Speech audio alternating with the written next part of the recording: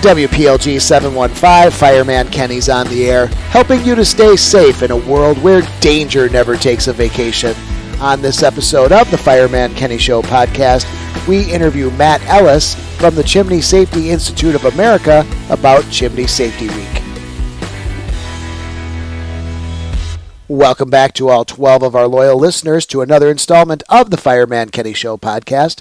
Be sure to like, follow, and subscribe to the Fireman Kenny Show on Spotify, Apple Podcasts, YouTube, or whatever platform you're listening to the show. The Chimney Safety Institute of America has declared the week before Fire Prevention Week, which in 2025 will be September 28th through October 4th, as National Chimney Safety Week. On this episode, we interview Matt Ellis, Director of Education and Technical Training for the Chimney Safety Institute of America, about prevention of fires in chimneys. Before we begin the podcast, we would like to mention our sponsors. For over a century, the National Fire Sprinkler Association has been advocating for a stronger industry and a safer world by promoting fire sprinklers in model codes and legislation. Their mission is simple: to protect lives and property from fire through the widespread acceptance of the fire sprinkler concept. Be sure to follow the National Fire Sprinkler Association on Facebook, Twitter, and LinkedIn. You can visit the National Fire Sprinkler Association website, www.nfsa.org. We would also like to thank our friends at Fire Suppression Solutions, distributor of fire suppression products for the fire service and for home use. You can follow Fire Suppression Solutions on Facebook, Twitter, LinkedIn, and YouTube. Now a word from Fire Suppression Solutions. Fire can strike without warning, leaving you with precious little time to react. And if you are not prepared, the damage can be devastating to life and property. In the blink of an eye, your home or business could be on fire, with flames doubling in size every 30 seconds, leaving you helpless and unable to respond. Don't let this nightmare become a reality. That starts with being prepared. Our fire suppression products are designed to equip you with an effective response to any fire emergency, all while limiting additional damage, making you the true first responder, giving you the peace of mind that you have what you need to keep your loved ones and property safe until more help comes. Do you have a plan to respond to a fire emergency at your home or business? Protect your family, pets, and property with the tools from Fire Suppression Solutions. Contact us today and finish putting your plan into effect before it's too late. For more information on Fire Suppression Solutions products, you can visit firess.us. Welcome back to all 12 of our loyal listeners to another installment of the Fireman Kenny Show podcast. The Chimney Safety Institute of America has declared the week before Fire Prevention Week as Chimney Safety Week. With us on the show today is Matt Ellis from the Chimney Safety Institute of America. Matt, thanks for joining us today. Hey, thanks for having me, Kenny. I'm Matt Ellis with the Chimney Safety Institute of America, and I am the Director of Education. I'm going on 4 years coming up in November. And prior to working at the Chimney Safety Institute, I was the technical manager at Copperfield Chimney Supply, which is a large distributor manufacturing company for the hearth industry. Some of the things that I did there or do there: troubleshoot appliance problems, work on building systems, working with inspectors. I was sat on a UL technical panel. I would help write installation instructions as well as new product development.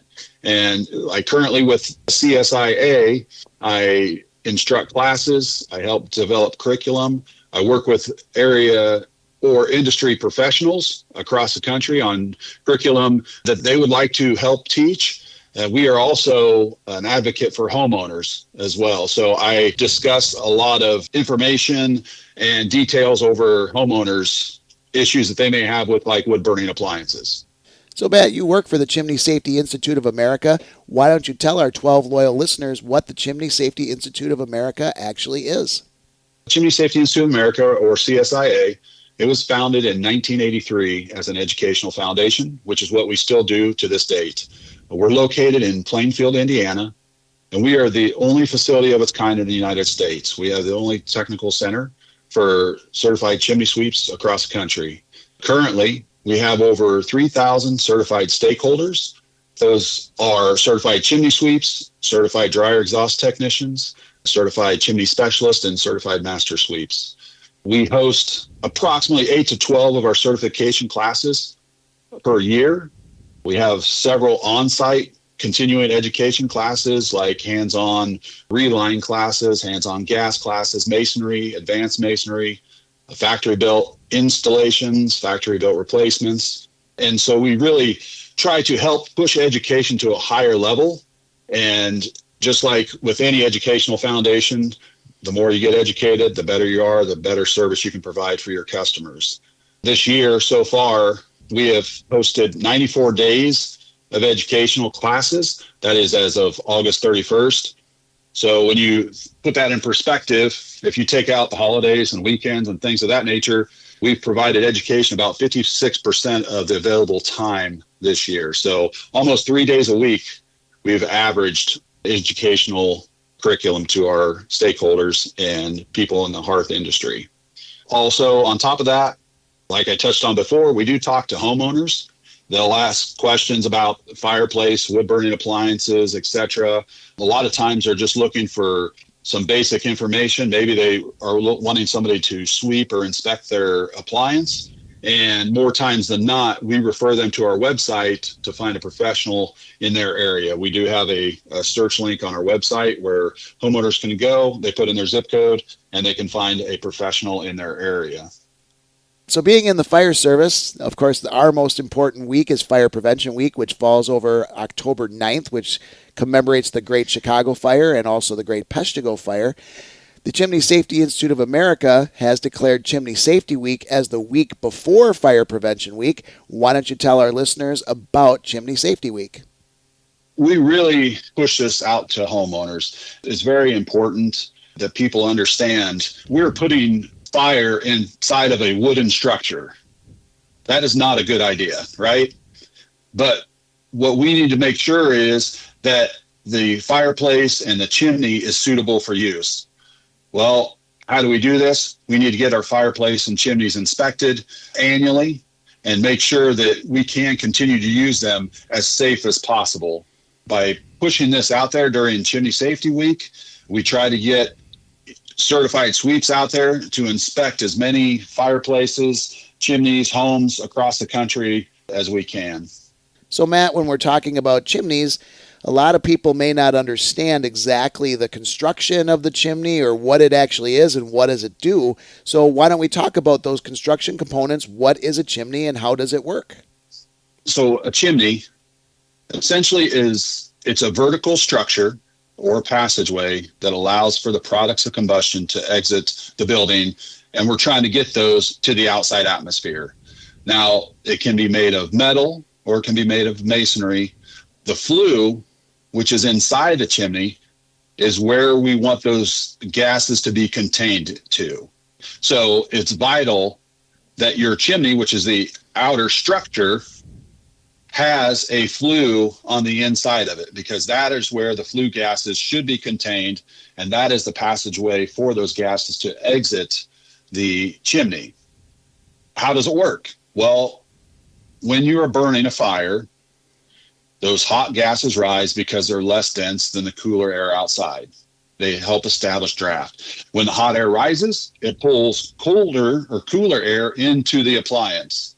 So just like we've learned since we were young, hot air rises, cool air falls. So as hot air rises up and out of the chimney, it's pulling in combustion air to fuel the fire.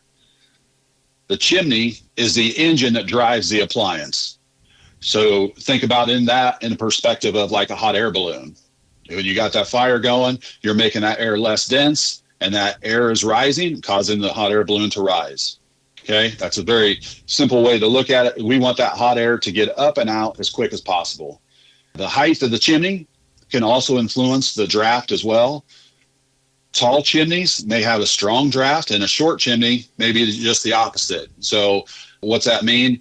That the taller the chimney could have a higher pressure or force or draft and cause that smoke to get up and out as quicker than with a short chimney.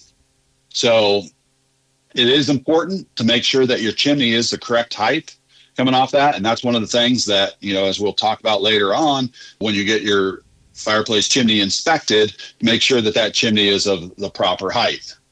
Some basic components to a chimney. We believe that all chimneys should have a chimney cap on it. Now, when I talk about chimney cap, I'm talking about a metal cap with screen that goes over the top of the chimney. Some people will say that the crown, which is the concrete piece right on top of the chimney, some people will refer to that as a cap, but the cap, stainless steel, copper, some people have galvanized painted caps, but it's a meshed cap that goes over the top of the chimney. That protects water from entering the chimney. Water is the biggest enemy of masonry. So the more water you get, the more damage can be caused from the water. When we look at bricks, we don't think of them as something that is porous, but a brick can hold a lot of water. So what we were trying to do is prevent that water from entering into it. And the best way to do that is have your cap on top of the chimney. And like I said before, right below that, where do we attach the cap? It can be attached to the crown. And that's a cement piece that goes on top of the chimney. Typically, it's going to overhang. There are some, they call them washes or splays, that the concrete tapers from one edge of the flue tile to the edge of the brick and just goes down from there. That is not a crown. A crown is something that overhangs, and that is the best protection for the top of your chimney. You have your flue, which I talked about just a little bit. That is inside of the chimney. It could be a clay flue liner, like those orange terracotta rectangles or squares. Some locations are oval, but they're rectangle, square, round, oval, terracotta tiles that are set as the fireplace is being built. It could be stainless steel. There are stainless steel liners out there that now replace those terracotta flue tiles. So it's not uncommon to see those. The masonry work around the chimney, of course, it could be brick, block, stone, factory built masonry as well. Down below the flue, we get into the smoke chamber. And then we have the smoke shelf and damper. Everybody's probably familiar with the damper. It's the plate, typically a cast iron plate that sits just above the firebox, and you need to open and close that to let those flue gases exhaust properly up the chimney. The firebox, of course, that's where the fire takes place. In the front of the opening of the fireplace, you have a lintel. That's that angle iron steel that goes from one side to the other to support the opening of the fireplace. You got your hearth and hearth extension. The hearth extension sits out in front, and in some places they'll have a ash pit. So you may have like a little door in your fireplace where it opens up and people will push their ashes down into the fire pit. And then down below, you, of course, have like your foundation of the fireplace. So those are the basic components of a chimney and fireplace that basically you should see on essentially every fireplace chimney out there. So, Matt, when people are burning solid fuels such as wood in their fireplace, one of the problems that can develop is creosote that is in the chimney and in the flue. What actually is creosote? Creosote is basically volatile organic compounds, or these are gases. When you're starting to burn the wood, it's pushing and driving these gases out of the wood. And it's going up the chimney like as water vapor or tar droplets or tar fog, some people will call them. And there's some other gases that will go with it. Now, if the chimney or the flue is really cold, or let's say you have a smoldering fire, those vapors that are rising up should ignite at a certain point. But because they're cooling down, they don't fully combust. So then what happens is these flue gases that are rising up the chimney, they start to attach to the inner wall of the flue. And then those gases become essentially creosote. So as the gases rise, they come in contact with cooler liner, and then they start to condensate. And then once you get that condensation mixed with those gases rising or the tar droplets or the vapors, that's where the creosote comes from. So you did mention that cooler than normal chimney temperatures could be one of the conditions that encourages the buildup of creosote. What are some other things that can cause the buildup of creosote in your chimney? A very common thing that causes creosote is restricted air supply. So what does that mean? Well, let's say Mr. and Mrs. Jones have a wood stove, and they love to have their wood burning fire at night. So they load that wood stove up, and then what do? There should be an air supply on that wood stove. So they turn that air down so that wood doesn't burn as hot, and it prolongs the burning process. Well, by restricting the air supply to that, you create more smoke.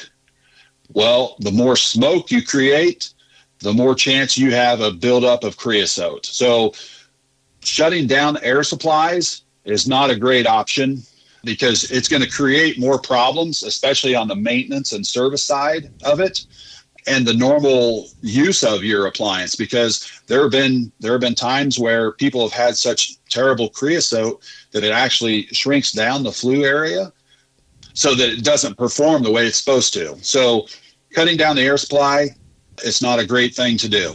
It's just going to create more problems and create more creosote. But the second thing we can look at is unseasoned firewood.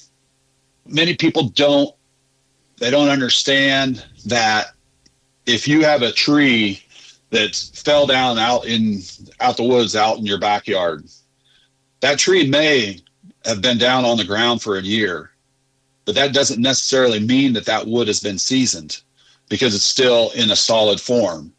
In order to season the wood, we have to cut, split, and stack that wood. So a lot of people will be like, well, this has been out in the woods for a year, so I know it's good seasoned wood. No, it's not. We need to make sure that we do the same thing with it as we would if we went out and cut the tree down ourselves. We need to cut, split, and stack it. And then make sure that we're testing that wood with a moisture meter. So moisture meter's pretty inexpensive tool, and it has 2 prongs in it, and you put it into the side running along with the grain, and it tests the water content. So it basically sends like an electrical current from one pin to the other, and it can tell you how much moisture is in that wood. So typically you want to see between 15 to 20% for a properly seasoned wood. Cooler than normal chimney temperatures. If you have a chimney that's located on the exterior of your house, that chimney, by the way it was constructed and where it was constructed, is going to be colder than a chimney that's going up the center of your house because it's not in that building envelope of the home. It's not in that warm conditioned air. So that chimney is going to be colder, which means you could have a higher chance of creosote buildup just because of the coldness to the chimney. And when you start that fire up, you are going to, by nature, going to get condensation. So we want to make sure that we get the chimney warmed up, and we want to make sure that we build a fire that keeps that chimney warm to keep that draft going and avoid creating more condensation and more smoke and potentially making creosote happen quicker. Something else to talk about is oversized chimney flues. So going back to our analogy on a wood stove, and somebody buys a brand new wood burning stove, and most of the stoves that are out on the market today come with a 6-inch collar on top of the stove. And the collar is where the stovepipe attaches to, which goes into your chimney. Well, if I owned a wood stove before, and that wood stove had an 8-inch chimney, which was common on some of the older stoves, it's not unlikely that somebody would be like, hey, there's nothing wrong with my chimney. So can I just run this 6-inch up and go from a 6-inch stovepipe to an 8-inch chimney. Well, we can do anything. There are adapters made, and you can do this and you can do that. But two things, the manufacturer says it has to be on a 6-inch. That's the way that stove was tested. Those tests go through stringent tests at UL, and we need to follow those manufacturer's instructions. The second thing is that chimney is now an oversized flue. Well, what do I mean by that? So going back to some quick math, back to the school days, the area of a 6-inch collar is 28 square inches. And the area of an 8-inch is 50 square inches. So it's almost twice the size of area needed to vent that properly. Well, what happens?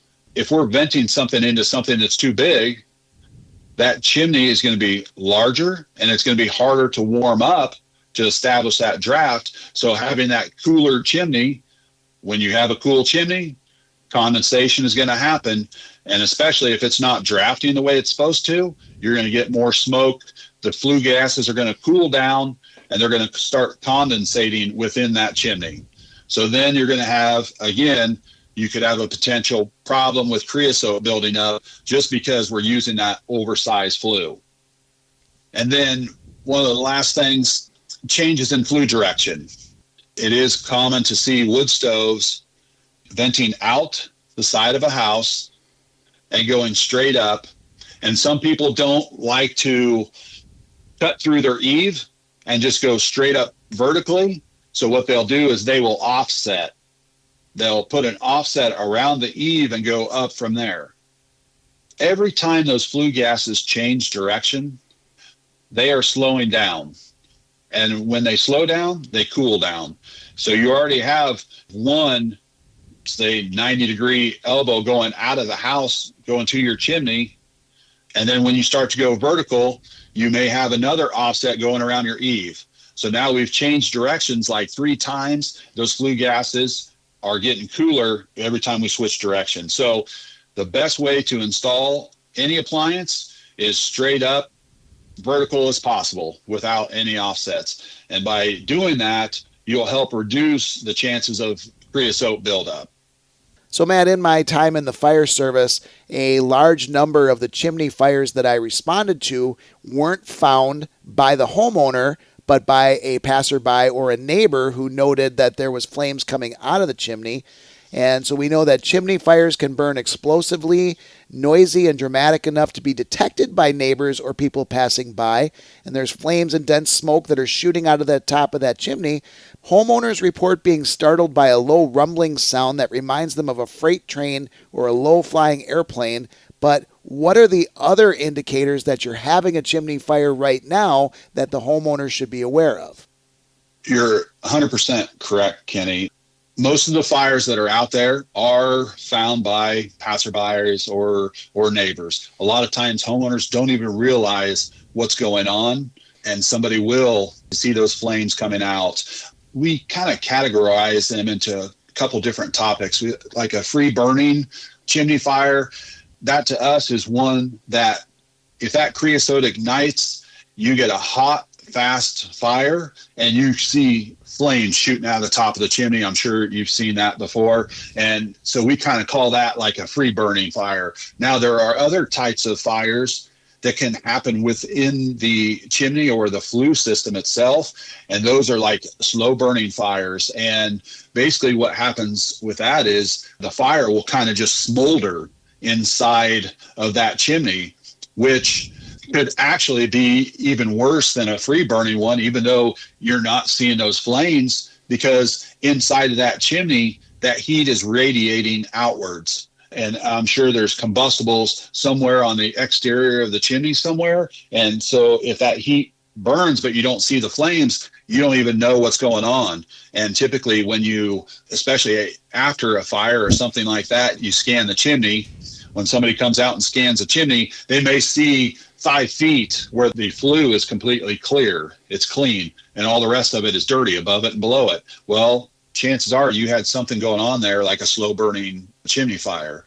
Now, you're talking about the sounds of trains or low-flying planes, things like that. That's correct. So you could hear like crackling and popping sounds as this is going. Now, for homeowners, this can be tough because what happens when you start burning wood?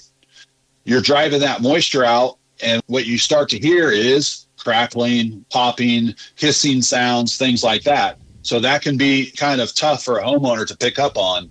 Usually, you're going to see a lot of dense smoke, and it's going to be coming out of the top, and it's just going to be billowing out. That's a good indicator you got something going on in there. With that smoke, you could get a smell with it. So it could start to come back in a little bit, and you could really start to smell smoke that's not going up out of the chimney. It's actually leaking back into the home, because there's not enough volume to get all those flue gases up and out. So it starts to backflow back into the house a little bit. So you can start to pick up the smell of that fire starting to happen. Those are some common things to hear, to see, and actually to smell. Those are 3 good things to keep track of. If everything's going good and then one day you start hearing, seeing, or smelling this, chances are you may have something going on and it needs to be checked out.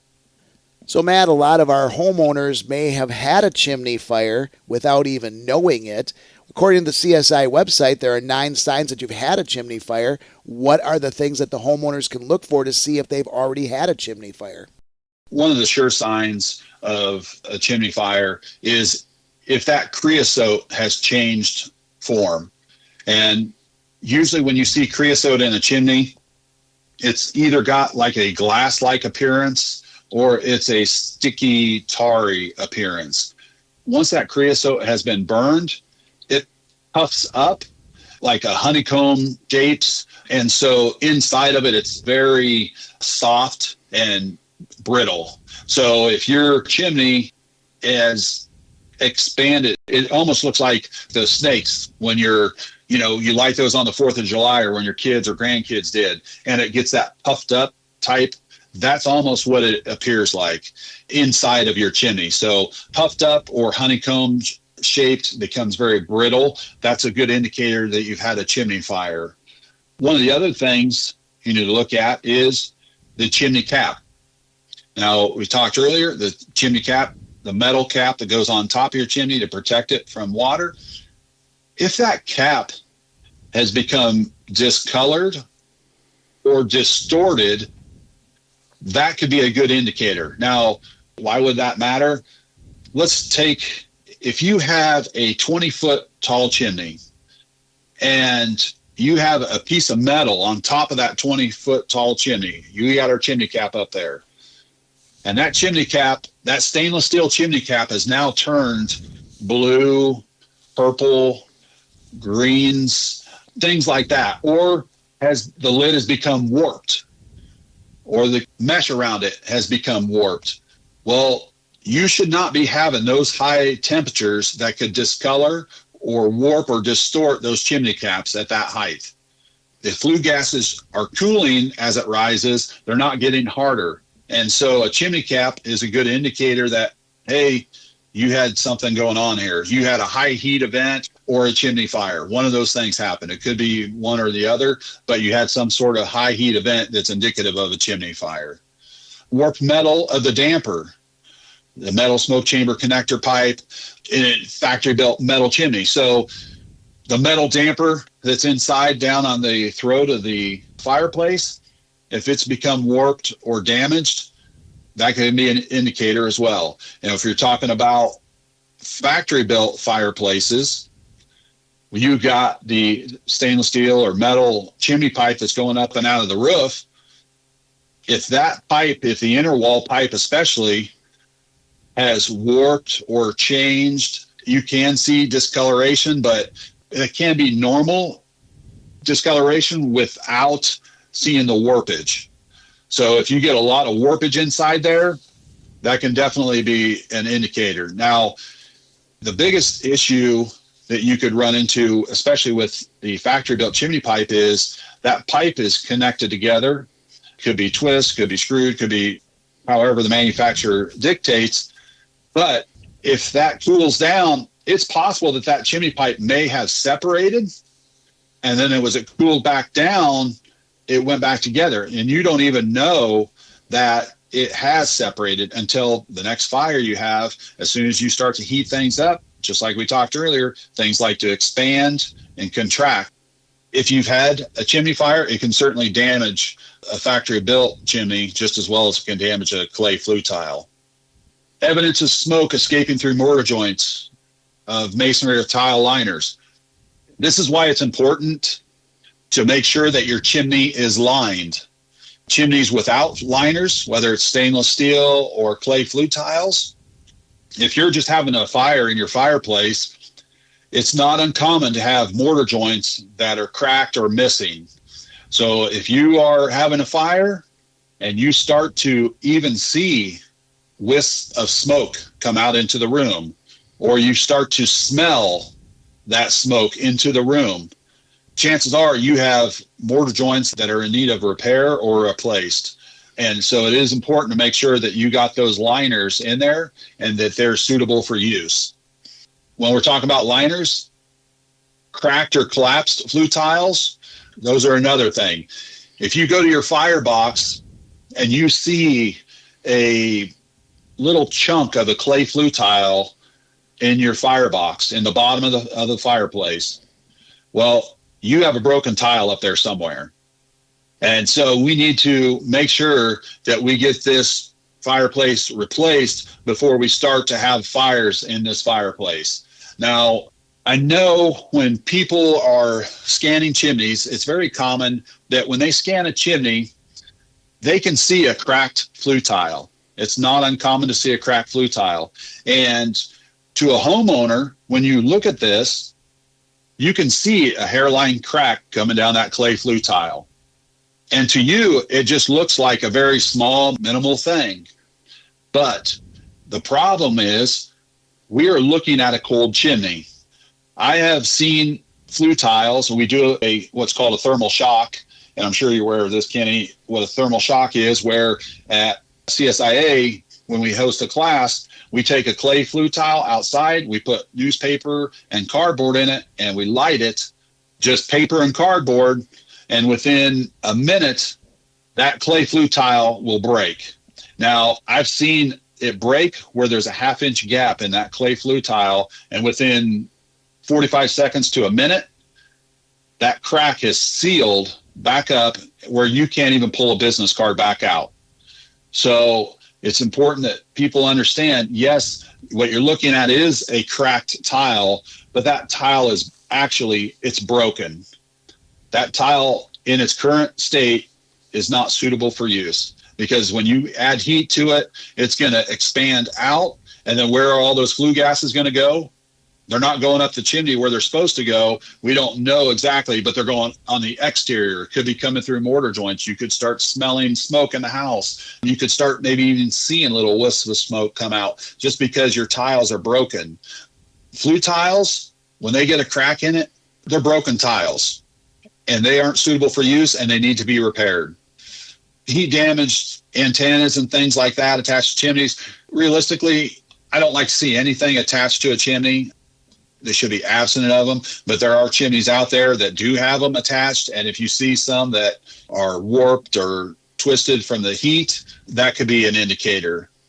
Creosote flakes and pieces found on the roof. So if you look up on your roof and you may see little flakes on top of the shingles or on top of the metal roof or on top of the crown, those are indicators. You could also see even where the creosote was so hot that it started to kind of roll out. So now you've got like creosote kind of coming out of the top where it's splattered as it was burning. It was so hot that it just kind of splattered out. So any type of liquid appearing creosote on top is an indicator, along with those flakes and pieces that could be seen from the roof or possibly even on the ground, blown off onto the ground.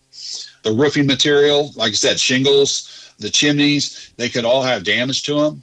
Could be, like I said, creosote rolling out, hot creosote getting on the shingles, any one of those things. And then probably the last thing you could start to see cracks in your exterior masonry. That high heat can affect things, and it can make them expand when they're not supposed to expand. And when they expand and contract, things crack. Things don't do what they're supposed to do. Masonry isn't real pliable, so it doesn't want to expand like other things do. And if it expands and contracts too much, then it could cause cracks or breaks in the mortar joints and things like that. Same thing with plate flue tiles. Like I said, thermal shock happens, they expand so much, and then at some point, they're just going to break from that high heat. So those are basically the signs you'd want to look for if you've had a chimney fire. So, Matt, when we're talking about defining the problem and making sure that we have statistics to back this up, the National Fire Protection Association and the U.S. Fire Administration have a number of statistics on chimney fires. Why don't you tell our 12 listeners about those statistics and what they are? According to the NFPA, they report that there is an annual average of approximately 25,000 chimney fires in the U.S. And with those 25,000 fires, they cause about $125 million in property damage. Now, these are just fires that get reported. How many other fires are out there, like we talked earlier, people don't even know they had? And there are people out there that know that they've had a chimney fire, but they don't report it. So 25,000 is what is the annual average of this. According to the U.S. Fire Administration, from 2017 to 2019, confined fires, especially those fires confined to chimneys, flues, or fuel burners, they accounted for 77% of the residential building heating fires. So this, again, is why it's important to make sure that you have your fireplace and chimney inspected annually. It is so important. I can't stress that enough. Make sure you get inspected annually, even if you're not using it as much as you think you are. So that's the key thing. Things can change from one year to the other. Make sure you get those fireplace and chimneys inspected so that way you don't become one of these statistics. Yeah, Matt, so when we're talking about the important safety tips when it comes to your chimney, you brought up the annual chimney inspection, and I know how CSIA recommends having a Chimney Safety Institute of America certified chimney sweep to do that inspection and clean the chimney. So the Black Goose Chimney and Duct out of Hermantown, Minnesota has a lot of safety tips. So you can go to their website and their CSIA certified chimney sweeps. So that's blackgoosechimney.com. So their first safety tip was the annual chimney inspection, which you brought up. So let's talk about some of their other safety tips. So this tip number 2, burn seasoned dry firewood, which you kind of talked about, but what are some of the tips on burning that seasoned and dried firewood? The biggest thing is make sure that wood gets cut, split, and stacked. Minimum 6 months to a year. A lot of it depends on the wood that you burn. I know there's a misconception out there where people say, hey, you shouldn't burn pine because it's got a lot of sap and stuff like that to it. But you can actually burn pine. It's just got to be to the right moisture content. It may be able to season quicker because it's not as dense as, let's say, an oak wood. Oak is much more dense than pine. So oak may need to sit for a year to get seasoned, where pine may need to be only 6 months. So just making sure you know what wood you're burning and make sure that you check it with the moisture meter, and don't wait until it's too late to start cut, splitting, and stacking. You need to do that at the end of the season and get ready for the next year. So another tip would be for the homeowner to know your wood burning stove or fireplace. What would a homeowner need to know about that appliance? The biggest thing you got to do is follow the manufacturer's instructions. Whatever you're doing, follow the manufacturer's instructions. Use the appliance the way it's intended to be used. If they say you can use 16-inch logs in there or 16-inch pieces of wood in there, use 16-inch pieces of wood.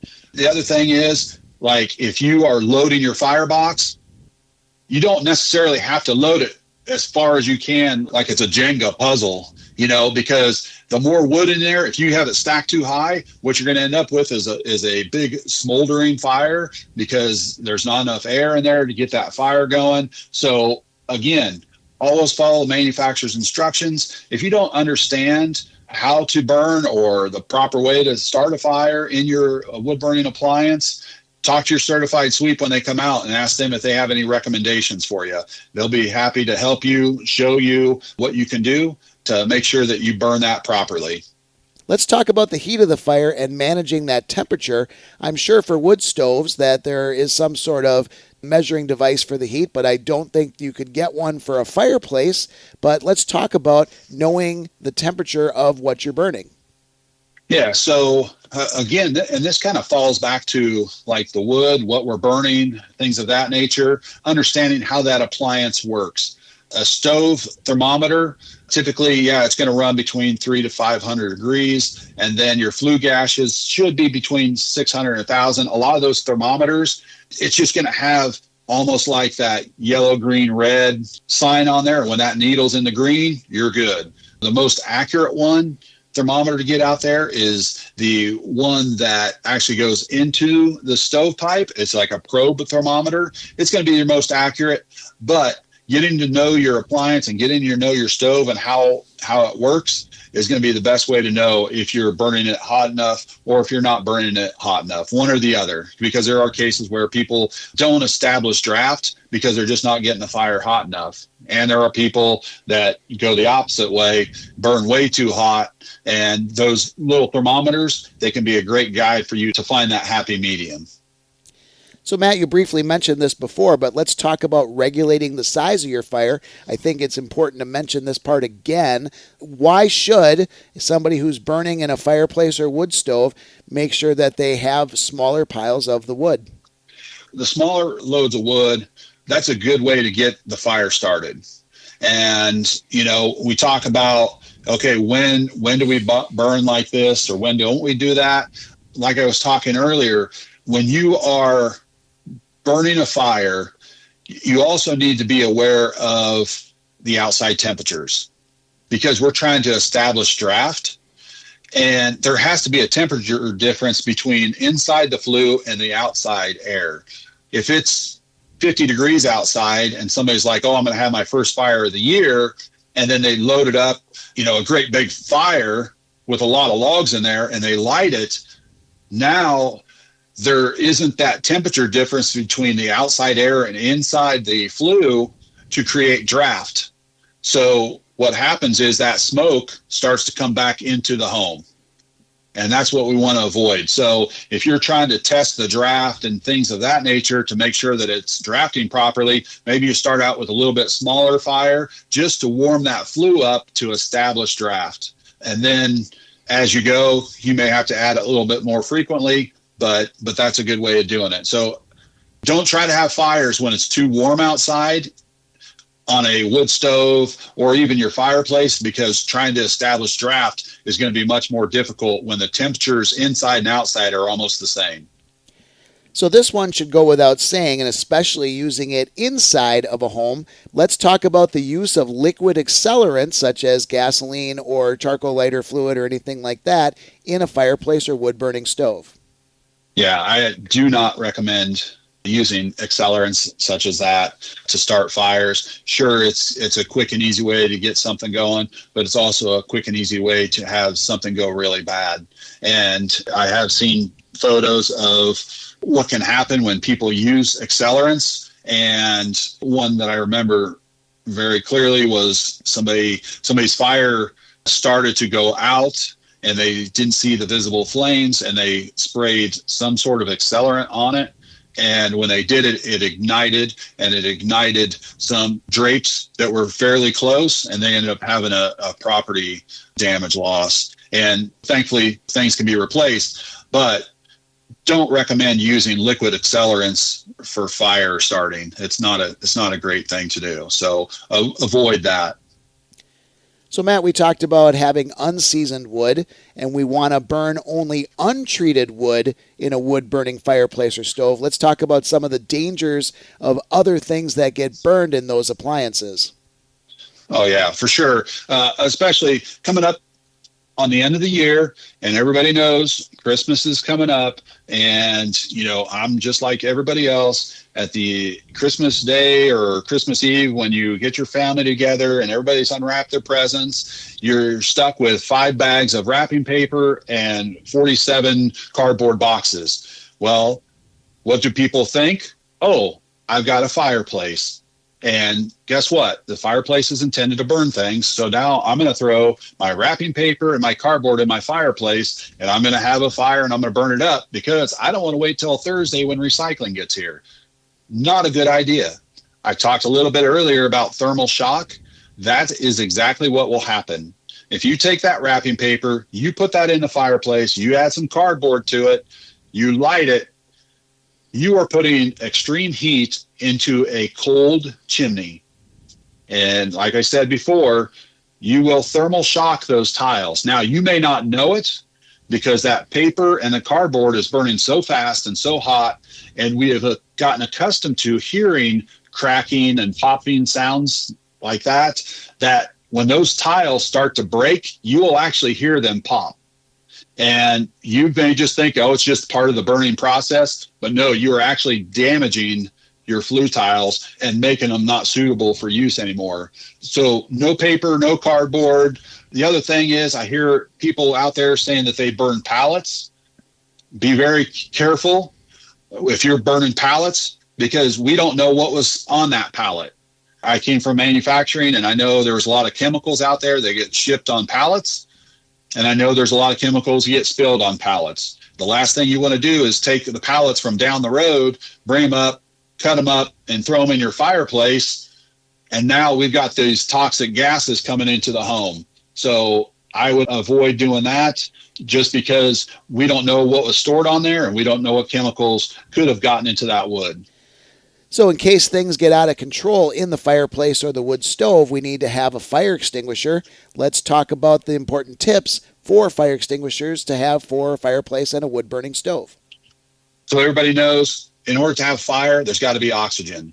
And what do the fire extinguishers do? They eliminate that oxygen. So once the oxygen has been eliminated from that combustion process, then that fire stops the burn. So if you have a wood burning appliance in your home, you need to have a fireplace, ABC fire extinguisher nearby just in case.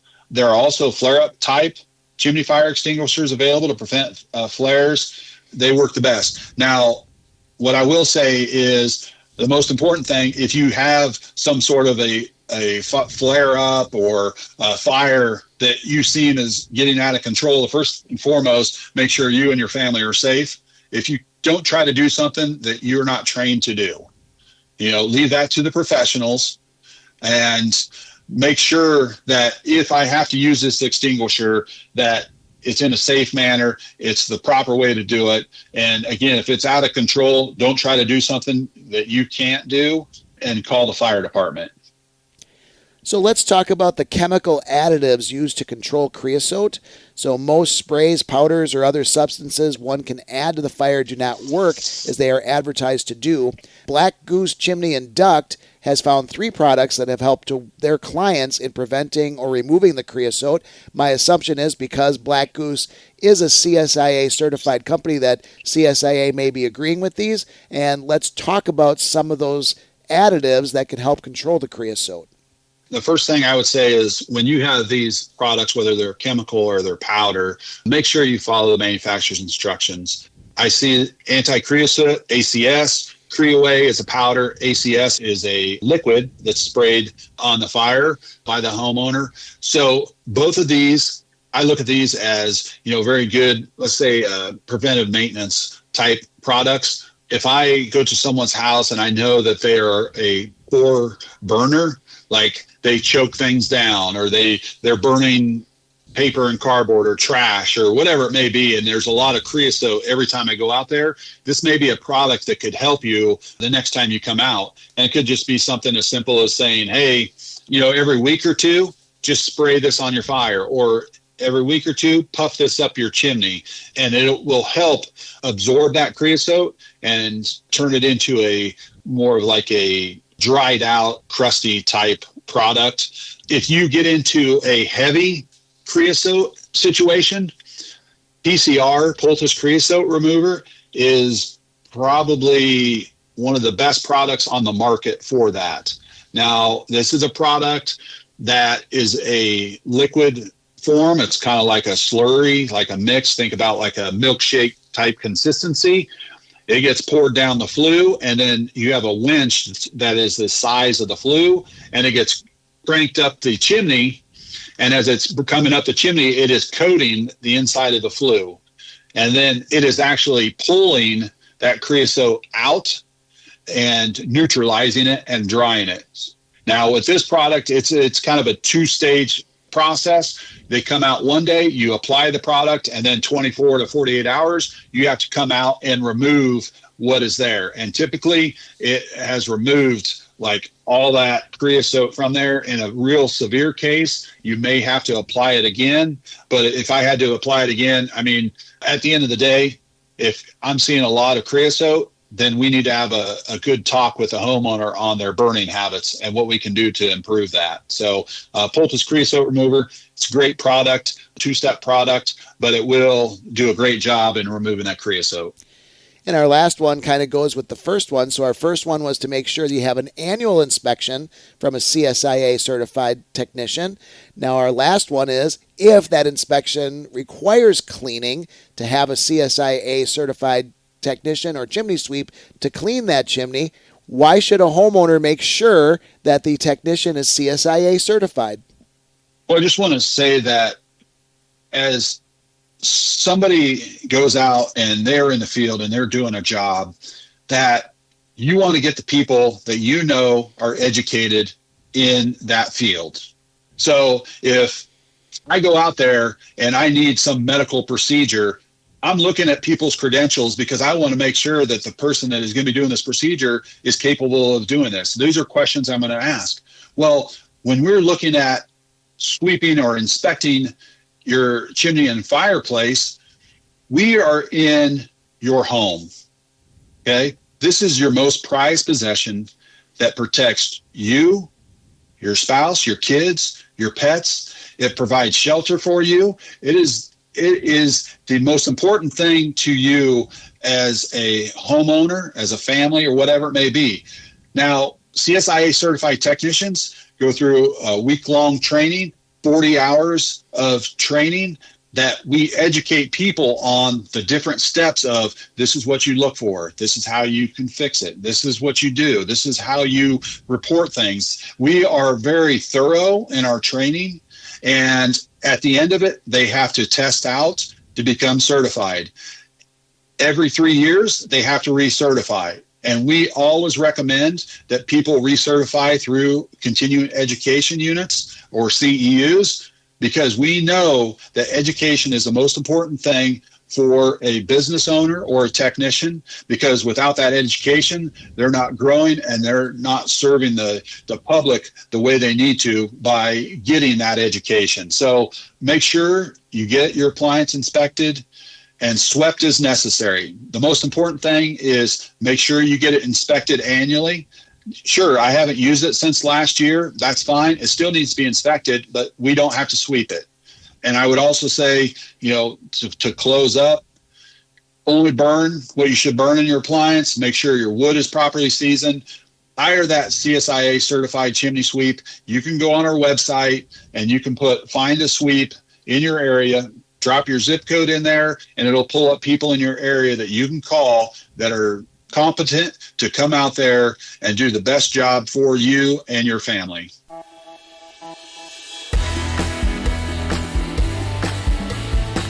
We would like to thank Matt Ellis for the interview about Chimney Safety Week. For more information on Chimney Safety Week, you can visit CSIA.org. Join us on our next episode when retired Town of Brookfield Fire Department firefighter Dave Balzer guest host in the WIDD format. WPLG 715, Fireman Kenny is returning to quarters.